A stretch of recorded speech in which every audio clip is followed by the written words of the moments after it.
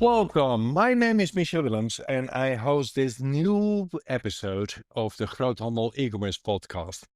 So many wholesalers today have some form of web shop or a customer portal, but the bigger question is whether that digital channel truly helps them to grow revenue or reduce manual work or improve customer loyalty, or support their sales teams. Well, let's talk about that. And in this episode, we speak with Alexey Pronin. He's General Manager EMEA at Shopware. We discussed that. We discussed some insights that we probably will get from Shopware Community Day. And of course, we also look ahead to our Groothandel e-commerce event in Rotterdam. Let's focus on our guest, Alexey. Tell me, who are you? What is Shopware? And why is that relevant to our topic of today? Thanks for having me, Michael. That's really nice to have the exchange and conversation with regards to B2B commerce and how relevant this is for the wholesalers. My name is Alexey. As you mentioned, I'm by now 3 years with the Shopware as part of the leadership team running our EMEA business end-to-end. Before that, I have spent quite some time already in the e-commerce industry with a number of other platform providers, both in the enterprise space and mid-market and SMB.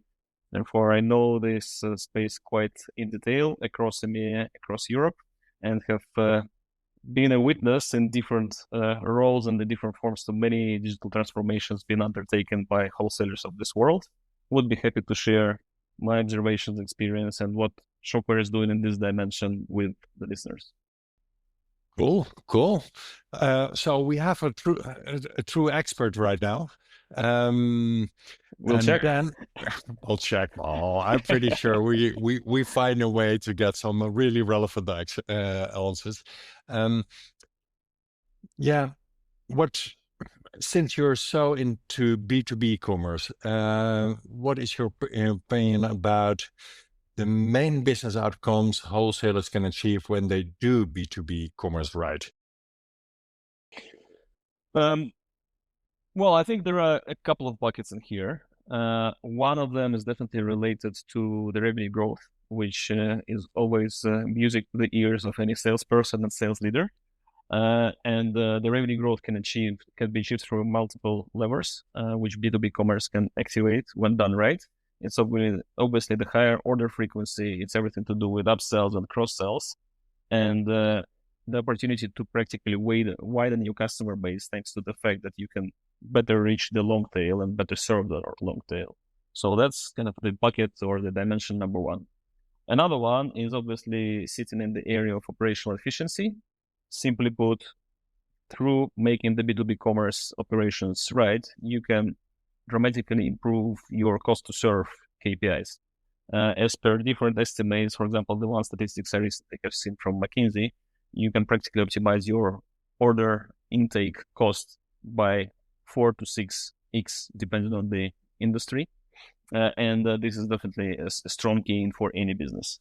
And last but not least, it's obviously customer loyalty. Because once again, if you are able to create a really cool and really strong and customer-friendly digital service, allowing your customers to buy whenever they like from you and get the information from you as soon as they need it and not when you are available, not when you are having your working hours, this is definitely creating much better perception of the brand. And this helps you do more business in the long term with those customers. And I think those three are pretty much reinforcing each other and helping businesses grow. So there's not one of these drivers more important than the other. It's both selling more, keeping your customers loyal, and cutting costs or being more efficient. Yeah, that's how I see it, and that's what we see also in our customer base. Okay. Well, talking about sales, you said, a lot of salespeople like to sell more. That's more or less what you said in other words. But many wholesalers or people working at wholesale organization fear e-commerce might replace their sales teams. So maybe it's good for the company, but not for a decision maker who is in sales. How do you see that relationship? Well, I think this concern is pretty fair, and you should take it seriously when you plan the digital transformation in the area of B2B commerce. And obviously, when the project itself is and the program itself is not structured properly, you can reach the result that you ultimately have a channel conflict inside of your organization. And this is kind of the easy part of the puzzle, right? Or the easy 10%, how we can call it, that you create a self-service portal, you allow some specific segments of your customers to actually transact in there. And you have your salespeople, when they're not enabled properly, then when they're not supported properly with the tool set, considering this as that somebody's stealing their bread, stealing their territory. And this is obviously not a positive news for any salesperson. I'm in sales myself for more than 20 years. Of course, this is kind of a relevant concern. I guess the key to success in here is to make sure that you actually take out from your sales organization the operations which are more on the admin side of things. The operations where they're losing their time on a day-to-day basis, which doesn't bring any added That's value. normally where salespeople are not good at, isn't it? Salespeople are good at sales, and the admin task is always a problem. Yeah, that's 100%, right? So I haven't seen too many good salespeople who like filling in CRM or something like that, right? And that's exactly the key trick. So first of all, it does make a lot of sense to make sure that your sales leadership and your salespeople are part of this transformation program from day one. So they don't see it as a mandate from the top, and they don't see it as like a fight against them, but they really see how it has been structured to bring also them the added value and the real benefit of being able to eliminate this admin stuff and being able to focus on the strong added value interactions with their customers. This will allow them to do proper strategic account management. This will allow them to think better about the cross sells and upsells in their territory, and ultimately lead them to stronger results. So yeah, it's not really only a IT project, the digital commerce, the digitization of the company. It's also a sales transformation project. From our practice, we see always a very easy thing to get salespeople on board. If their KPI change a little bit, if online sales are also part of their bonus. Otherwise, they will always say, no, buy with me, not online. It's a simple thing, but yeah, it works. Yeah, 100%. Okay. And also, look, we do like in Shopware to think about like the tool set, which we can also give to salespeople in the field to actually make their life easier, next to and complementing these core self-service capabilities, which are more customer facing, right? And from this perspective, a couple of areas of innovation we bring to the table for the B2B world are the solutions like digital sales room, which is practically allowing the salespeople, the account managers of this world, to pretty much co-browse the catalog together with their customer, to have kind of a Zoom on steroids, if you like, where the catalog is there, the prices are there, or the cross-sell and upsell ideas are in there, and you can really co-lead and co-browse and co-sell together with your customer without having the need to directly travel to him to directly have a personal meeting, which obviously makes you way more efficient and faster. And we have got customers who are successfully achieving this. For example, Tamaris and their B2B arm from wholesale perspective, one of the biggest manufacturers of shoes in Germany, have done exactly that with us. Cool. Yeah, I think we haven't seen that a lot in other e-commerce platforms, not that I'm aware of. Are there any Shopware B2B components that that enhance that sales process, that total operational efficiency, as you like? Yeah, absolutely. Look, the idea behind Shopware B2B components was exactly to create this type of the module framework for exactly the use cases we are discussing here with you. And the idea of making it a component based was to make sure that we give our merchants, our customers, and also our partners much more flexibility in terms of how to structure the roadmap and how to structure this digital sales transformation program. So because naturally people tend to obviously start, if this is a B2B e-commerce project starting from scratch, with basic self-service capabilities.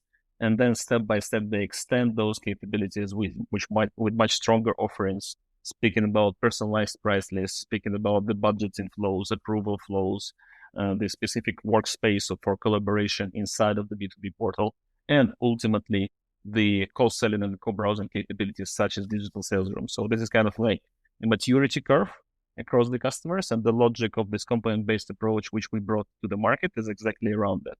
So you can start where you need to start, where you're ready to start from business perspective, and then step by step enhance it together with your team, together with your implementation partner on the project. I understand. So you start with some basics like a customer-specific pricing, and then you go to the next one, and that is really a enhanced shopping experience or sales experience. Yeah, or 100%. Cool. Talking about customer-specific pricing, well, if I hear that, I directly think about ERP. Where does Shopware fit in that landscape between ERP portals, full SaaS, composable commerce, maybe PIM systems? Where does it fit? Well, look, naturally, as in many software niches, there are multiple options once you want to do whatever in our industry, right? And this is not the exception for B2B e-commerce.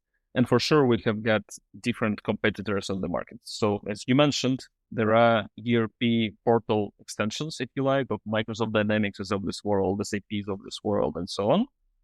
And sometimes, in some cases, they can be a fit. Out of my experience, they're only kind of a fit when the B2B wholesaler is only starting the journey in digital commerce. Because normally the capabilities of this ERP built-in portals are very limited, right?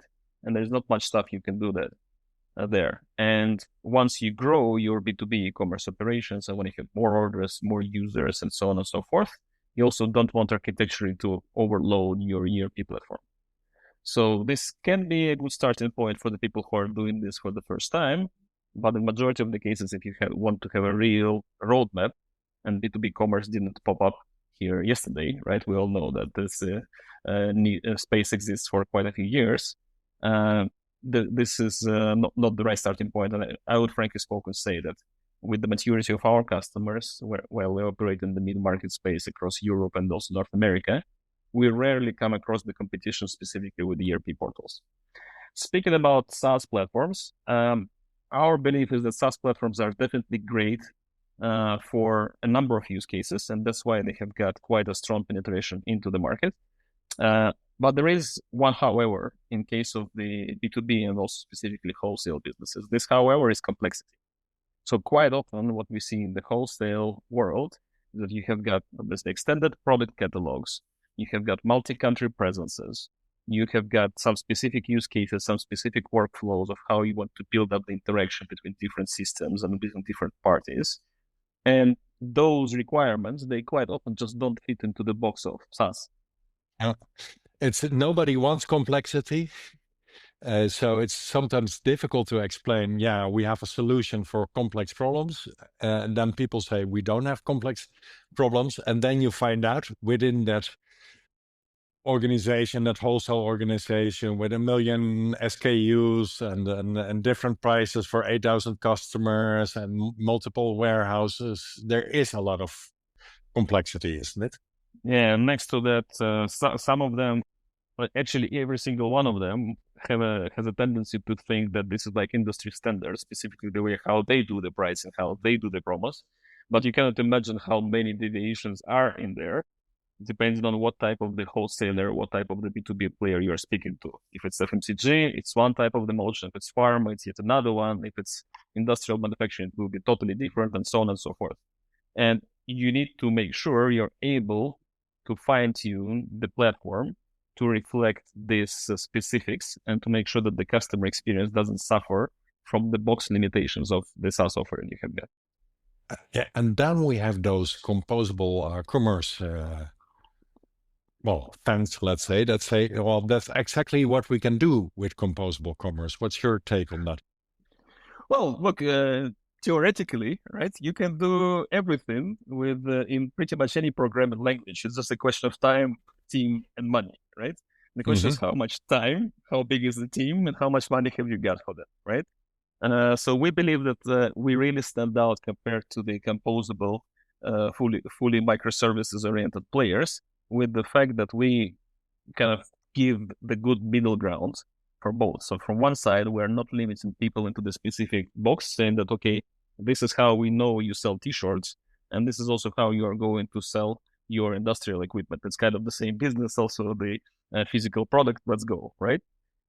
That's one extreme. And the other extreme, we say, look, you know what? We have got such great microservices. We have got so many APIs here. So you go ahead, you build whatever you want. We believe the truth is in the middle. And therefore, we give next to this flexibility and opportunity to fine tune the solution for your specific needs. We give a really strong foundation in terms of out of the box capabilities of Shopware. And this out of the box capabilities of Shopware, they're not coming out of like our imagination.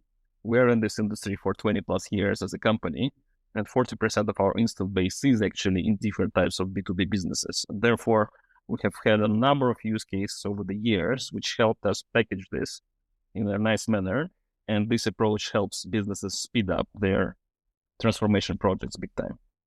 Okay, cool. We haven't touched the magic word yet, AI. I mean, everybody is talking about AI. Some people even think that they can build their own web shop software with AI.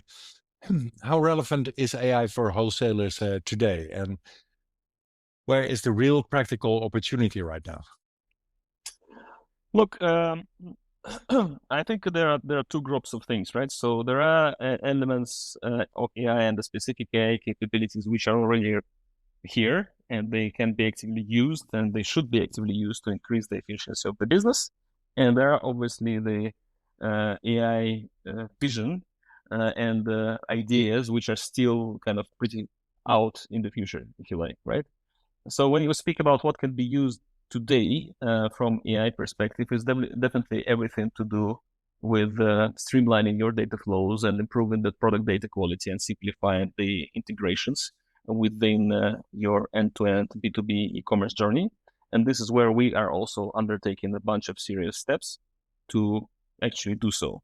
So on the upcoming Shopper Community Day event in a few days from now, we will be presenting our integration middleware platform called Nexus, which is actually allowing you to create this end-to-end workflows between different systems, like 10 times faster than it used to be in the past.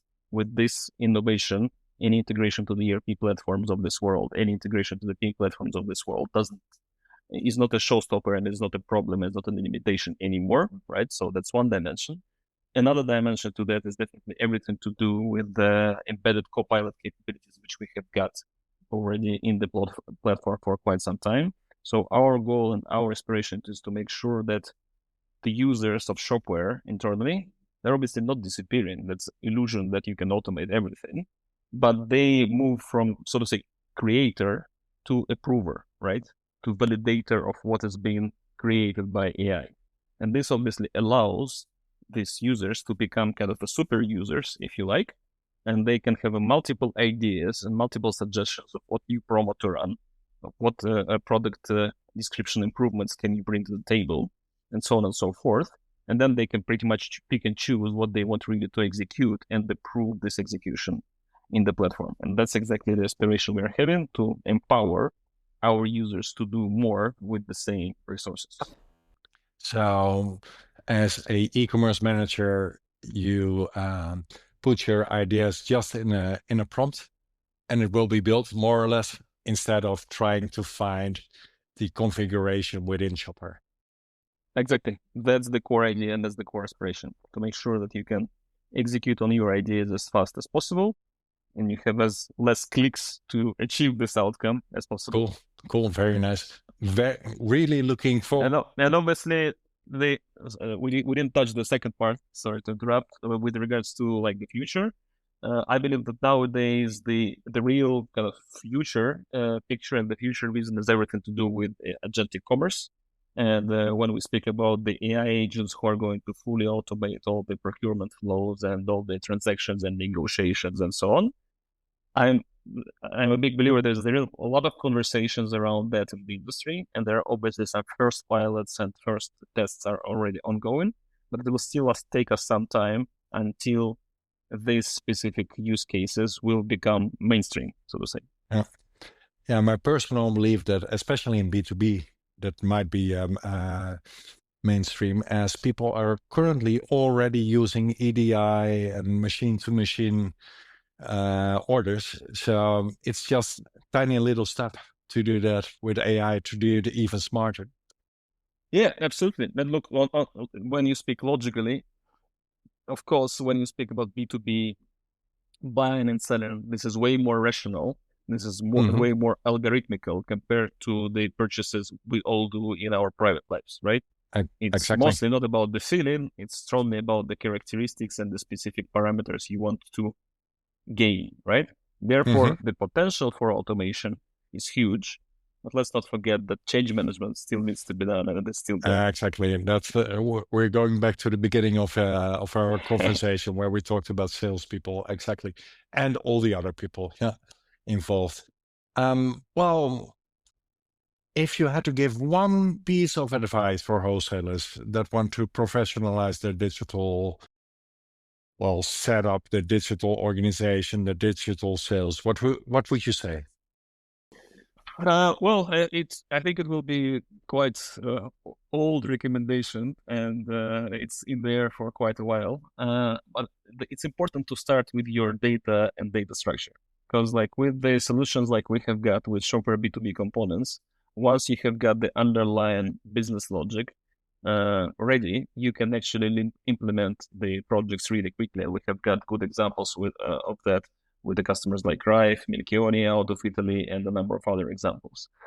The key is to create the foundation from data perspective, to make sure that all your product descriptions and all the product hierarchies and structures are in there, to make sure that all the price lists are available in the ERP and you know how to take them out of this ERP system, to make sure that the customized pricing for the specific customer cohorts is already also well structured and easy to put to the front of the e-commerce, and a bunch of additional elements around that. Once you have got this foundation, you can really move fast into the online world, but the foundation needs to be solid and in place. So take care about the foundation first, and once you are ready and this is done, feel free to reach out to us and our ecosystem, and we can help out with the next steps. Yeah, perfect. Yeah. Without the basics, you can't dream about it. Well, you can dream about a future, but it stays a dream. Well, Exactly. before you run, you need to crawl and then walk. As simple exactly. as that. Exactly. Well, thank you very much, Alexey. Well, we're more or less at the end of the episode. And I really would like to mention our, in Dutch, Groothandel e-commerce event, the 29th of September in Rotterdam, where also the people of Shopware are present.